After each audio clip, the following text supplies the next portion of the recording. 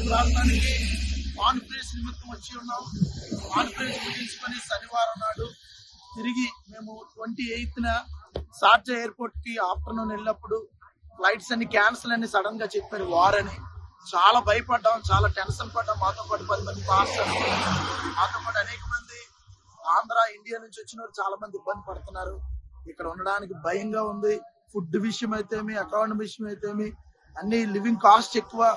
మా దగ్గర అయితే అన్ని విషయాల్లో కూడా చాలా ఇబ్బందిగా ఉంది. మాకు తెలిసిన పాస్టర్ గారు మనోహర్ పాల్ గారు, ఆయన మమ్మల్ని వేరే చిన్న గారికి ఒప్పచెప్పారు. ఆయన మమ్మల్ని రిసీవ్ చేసుకుని ఆయన రూమ్ లో ఉంచుకున్నారు. ఇక్కడైతే చాలా భయంకరమైన పరిస్థితులు, చాలా ఆందోళనతో ఉన్నాం. మరి ఖచ్చితంగా ఇండియన్ గవర్నమెంట్, ఆంధ్రప్రదేశ్ ప్రభుత్వం ఈ తెలుగు వారందరినీ, ఇండియన్స్ ని మరి ఇండియా త్వరగా విమానాలు ప్రారంభించి తీసుకొని వెళ్ళాలని ఈ సందర్భంగా తెలియజేస్తున్నాం.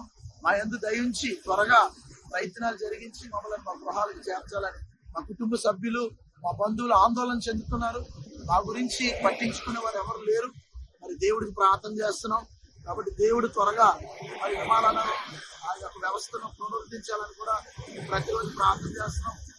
మరి ఈ సమయంలో ఈ విధంగా మేము విజ్ఞప్తి చేస్తున్నాం ప్రభుత్వాలు.